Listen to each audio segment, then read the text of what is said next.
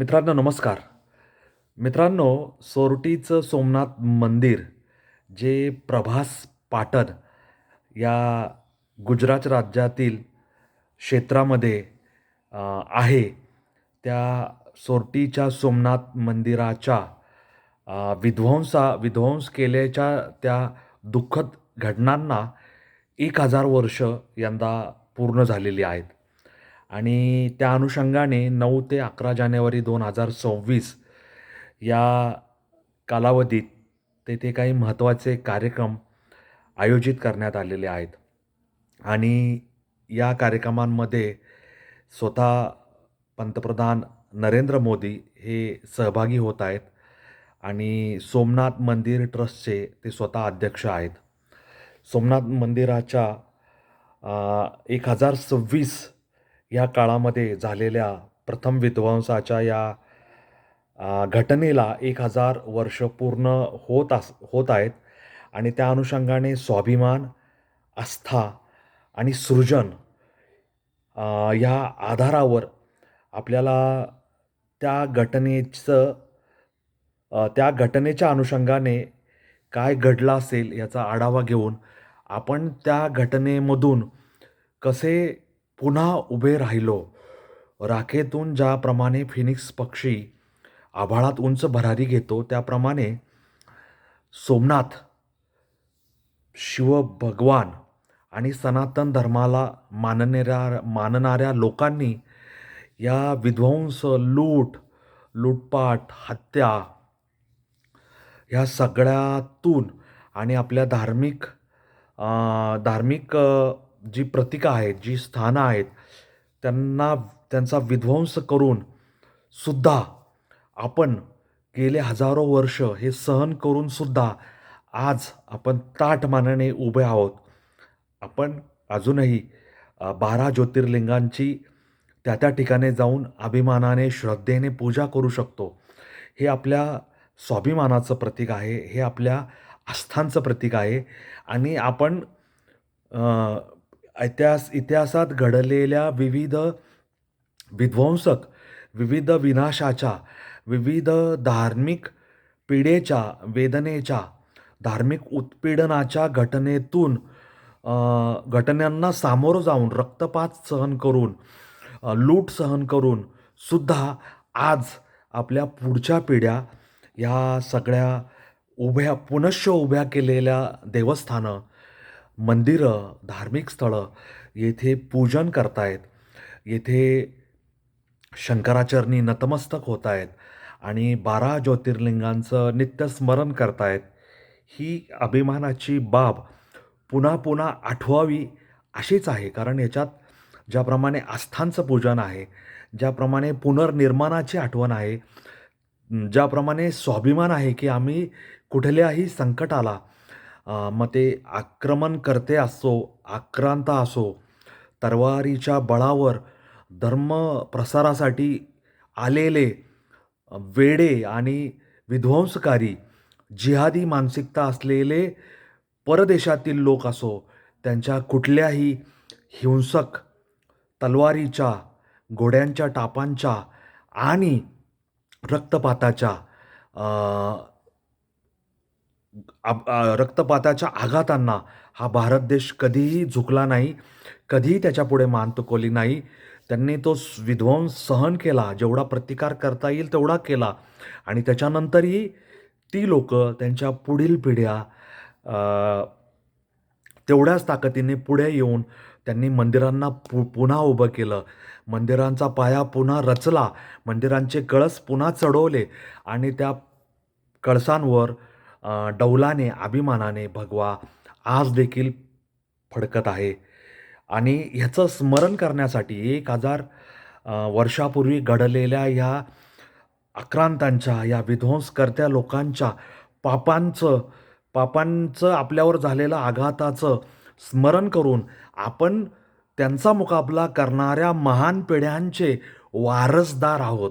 हा बोध, हा आत्मबोध आणि शत्रुबोध हे समजून घेण्यासाठी ह्या पर्वाचं, हे 8, 9, 10, 11 जानेवारी 2026 हा जो पवित्र असा पर्व आहे, पवित्र असा मुहूर्त आहे, ज्या मुहूर्ताला आपल्याला आपल्या पिढ्यांनी दिलेल्या बलिदानांचं स्मरण करायचं आहे. आपला स्वाभिमान आपण तेव्हाही ताठमानेने जगून इथपर्यंत आणला आहे आणि आजही तो स्वाभिमान आपण अभिमानाने जगून पुढच्या पिढ्यांपर्यंत पोहोचवणार आहोत. तेव्हा तो वारसा, तो वसा आणि ती शपथ याचं स्मरणासाठी आपल्याला सोरटी सोमनाथ ह्या मंदिराचं स्मरण करायचं आहे. त्याच्या विध्वंसकारी त्या दिनाला तो कालखंड 1000 वर्षापूर्वीचा हा आपल्या भारतावर आघात करणारा होता. दुर्दैवाने सनातन धर्माला मानणाऱ्या लोकांचं प्राबल्य किंवा त्यांचं स्थान दिवसेंदिवस अ, आक्रांतांनी असेल, मुघलांनी असेल मागं ढकललं.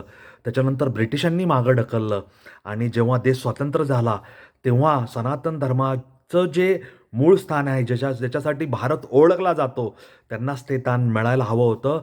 परंतु ज्यांच्या हातात सत्ता आली त्यांनी दुसऱ्याच धर्मियांचं, पंथीयांचं लांगुल चालन करण्याचं धोरण स्वीकारलं आणि अशाच लांगुल चालनातून त्यावेळच्या लोकांनी सोरटी सोमनाथाच्या मंदिराचा जीर्णोद्धार करण्यासाठी सुद्धा नकार दिला आणि त्यांना असं वाटलं होतं की जग त्यांना काय बनेल असा विचार करण्याच्या ऐवजी त्यांना भारत देशातले लोक, माझे भारतीय लोक, माझे सनातनी हिंदू लोक मला धन्यवाद देतील. त्यांच्या आस्थेचं पुनर्स्थापना, पुनर्बांधणी करायचं काम जर मी केलं तर मला ते सगळ्यात आनंदीदायी वाटेल असं त्या लोकांना वाटलं नाही. त्यांनी सरदार पटेलांना सुद्धा विरोध केला, पण सरदार पटेल बदले नाहीत. केंद्रीय मंत्रिमंडळामध्ये मंजूर झालेल्या ठरावाच्या विरुद्ध जाण्याचं धाडस जवाहरलाल नेहरू यांनी केलं, पण सरदार पटेल बदले नाहीत. त्यांनी ते मंदिराच्या जीर्णोद्धाराचं काम हाती घेतलं. दुर्दैवाने तो जीर्णोद्धार झालेला त्यांना पाहता आला नाही. त्यांचं देहावसान झालं आणि पहिले राष्ट्रपती राजेंद्र प्रसाद यांनी त्या जीर्णोद्धाराच्या कार्यक्रमाला हजेरी लावली. त्या घटनेला सुद्धा 75 वर्ष पूर्ण होत आहेत आणि 1951 साली भाविकांसाठी जीर्णोद्धार केलेला सोमनाथ मंदिरामध्ये लोकांना प्रवेश देऊन लोकांच्या भावना उचंबळून आल्या होत्या. लोक आनंदी झाले होते की कधी काळी विध्वंस झालेलं, कधी काळी आपल्या मंदिरावर आक्रमण करून त्याचं स्वरूप बिघडवण्यात आलेलं हे मंदिर पुन्हा डौलाने उभं राहिले. पुन्हा भाविकांना दर्शन देत आहेत. सोमनाथ महाराज आपल्याला आशीर्वाद देत आहेत. लोकांचा आनंद गगनात मावेनासा झाला त्यावेळेससुद्धा आणि आजही लोक सगळे 12 ज्योतिर्लिंग असतील अभिमानाने जातात, श्रद्धेने जातात, आस्थेने जातात आणि तिथं डोकं टेकून धन्य होतात. तेव्हा हे आस्थेचं, हे सृजनाचं आणि हे स्वाभिमानाचं प्रतीक असलेलं सोरटीच्या सोमनाथाच्या त्या प्रलयकारी दिवसांना 1000 वर्ष पूर्ण होत असल्याच्या ह्या टप्प्यावर आपण आपल्या पूर्वजांचं स्मरण करूया, त्यांच्या स्मृतींना अभिवादन करूया. ते लढले, ते बदले नाहीत. त्यांनी आपले शस्त्र आणि आपल्या मानाखाली टाकल्या नाहीत, तर त्यांनी निडर छातीने त्यांचा मुकाबला केला. त्यांचे वार छातीवर झेतले. सोमनाथाच्या मंदिरामधून लोकांनी काय लुटून न्यायचं ते लुटून नेलं असेल, परंतु आपल्या आस्था, आपला सनातन हा आपल्या हृदयात आहे. हा आपल्या पिढ्यानपिढ्या आपल्या नसांमध्ये समाविष्ट झालेला आहे.